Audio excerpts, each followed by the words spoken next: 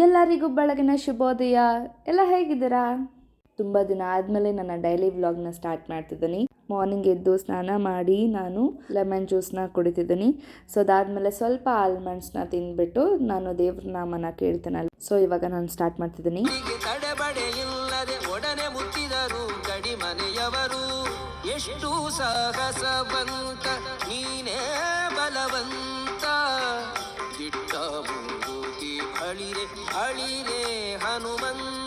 Morning 9 o'clock ಆಗಿದೆ.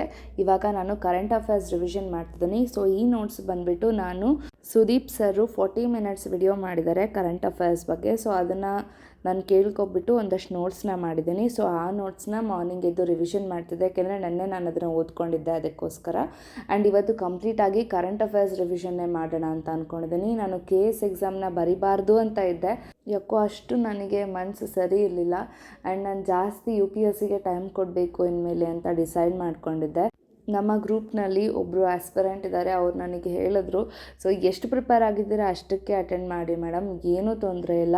So ಅವ್ರು ಹೇಳಿದ್ರು, ನೀವು ಮೆಂಟಲ್ ಸ್ಟ್ರೆಸ್ನ ಯೋಚನೆ ಮಾಡೋದಾದರೆ ಅದನ್ನೇ ಯೋಚನೆ ಮಾಡ್ಕೊಂಡು ಕೂತಿರ್ಬೇಕಾಗತ್ತೆ, ಇಷ್ಟು ದಿವಸ ಓದಿರೋದೆಲ್ಲ ವ್ಯರ್ಥ ಆಗುತ್ತೆ. ಸೊ ಎಷ್ಟಾದರೂ ಬರಲಿ, ಡೋಂಟ್ ವರಿ ಮೇಡಮ್, ಮಾಡಿ, ಕಷ್ಟಗಳಂತೂ ಬರ್ತಾನೆ ಇರುತ್ತೆ ಅಂತ ಅವ್ರು ಹೇಳಿದ್ರು. ಸೊ ಯೂಶಲಿ ನಾನು ಎಲ್ಲರಿಗೂ ಮೋಟಿವೇಟ್ ಮಾಡ್ತಿದ್ದೆ, ಬಟ್ ಅವ್ರ ಮಾತು ನನಗೆ ತುಂಬಾ ಮೋಟಿವೇಟ್ ಆಯಿತು.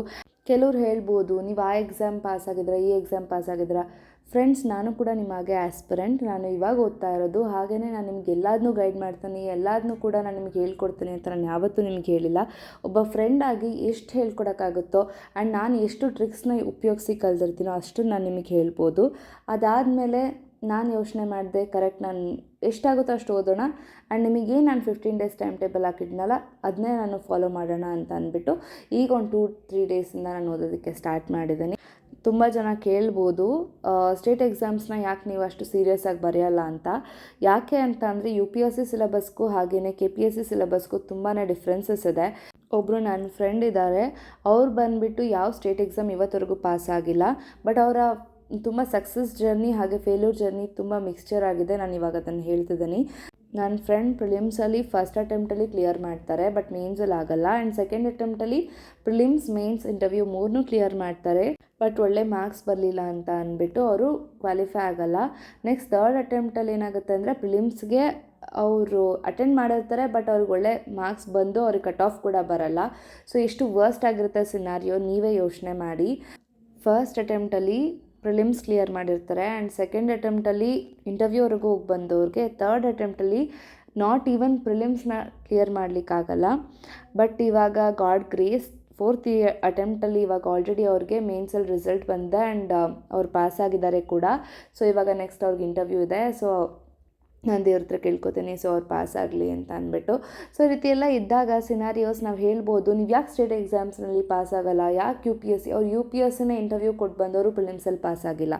ಸೊ ನನ್ನ ಫ್ರೆಂಡ್ಸ್ ನಿಮ್ಮೆಲ್ಲರಿಗೂ ಹೇಳ್ತಿರೋದು ಇಷ್ಟೇ, ಪ್ಲೀಸ್ ನೀವು ಏನು ಓದ್ತೀರಾ ಅದನ್ನು ನಿಮ್ಮ ನಾಲೆಡ್ಜ್ ಪರ್ಪಸ್ಗೋಸ್ಕರ ಓದಿ. ಇನ್ನೊಬ್ರು ಕಮೆಂಟ್ ಮಾಡಿಕೊಂಡು ಇನ್ನೊಬ್ರ ಜೊತೆ ಕಂಪೇರ್ ಮಾಡಿಕೊಂಡು ದಯವಿಟ್ಟು ಓದಬೇಡಿ. ನೀವೇನು ಓದ್ತೀರಾ, ನಿಮಗೇನು ನಾಲೆಡ್ಜ್ ಇದರಿಂದ ಏನಾಗುತ್ತೆ ಅದಷ್ಟೇ ಸಾಕು. ಒಂದು ವಿಚಾರ ನಾನು ಯಾವಾಗಲೂ ಹೇಳ್ತಿರ್ತೀನಿ, ಈ ಭೂಮಿ ಮೇಲೆ ನಾವು ಬಂದಿರೋದು ಏನಾದರೂ ಒಂದು ಸಾಧನೆ ಮಾಡಲಿಕ್ಕೆ. ಬಟ್ ನೀವು IAS ಆಗಬೇಕು, PSI ಆಗಬೇಕು, ನಾನು ಇಂಜಿನಿಯರೇ ಆಗಬೇಕು, ಡಾಕ್ಟರ್ ಆಗಬೇಕು ಅಂತ ಯಾರೂ ಹುಟ್ಟಾಗ್ಲಿಂದನೇ ಅಂದ್ಕೊಂಡಿರಲ್ಲ. ಬೆಳೀತಾ ಬೆಳೀತಾ ನಮ್ಮ ಏಮ್ಸ್ ಬೆಳೀತಾ ಹೋಗ್ತವೆ. ಅದೇ ರೀತಿ ನಾವು ನಮ್ಮ ಏಮ್ಸ್ನ ಈಡೇರಿಸ್ಕೋಬೇಕು, ನಾವು ಗೋಲ್ಸ್ನ ರೀಚ್ ಆಗಬೇಕು ಅಂತ ನಮ್ಮ ಒಂದಿಷ್ಟದಿಂದ ನಾವು ಮಾಡ್ತೀವಿ ಹೊರತು ಯಾರಿಗೋಸ್ಕರನೋ ನಾವು ಮಾಡೋಕ್ಕೆ ಹೋದಾಗ ಅಲ್ಲಿ 100% ರಿಸಲ್ಟ್ ನಮಗೆ ಸಿಕ್ಕಲ್ಲ. ಸೊ ಎಷ್ಟಾಗುತ್ತೋ ಅಷ್ಟು ನೀವೇ ನಿಮ್ಮ ನಾಲೆಡ್ಜ್ಗೋಸ್ಕರ ಓದ್ಕೊಳ್ಳಿ, ಹಾಗೆಯೇ ನಿಮ್ಮ ಗೋಲ್ ರೀಚ್ ಮಾಡೋದು ಮಾತ್ರ ನಿಮ್ಮ ಏಮಲ್ಲಿರಲಿ. ಇದೇ ರೀತಿ ನಿಮ್ಮೆಲ್ಲರ ಸಪೋರ್ಟ್ ಸಾಯಿ ದೇವ್ಸ್ ಚಾನಲ್ ಮೇಲೆ ಇರಲಿ. ನಮ್ಮ ಸ್ಟಡಿ ವಿಡಿಯೋ ನಿಮಗೆ ಇಷ್ಟ ಆಗಿದ್ದಲ್ಲಿ ಲೈಕ್ ಮಾಡಿ, ಶೇರ್ ಮಾಡಿ, ಕಮೆಂಟ್ ಮಾಡಿ, ಸಬ್ಸ್ಕ್ರೈಬ್ ಮಾಡೋದನ್ನ ಮರಿಬೇಡಿ. Thank you.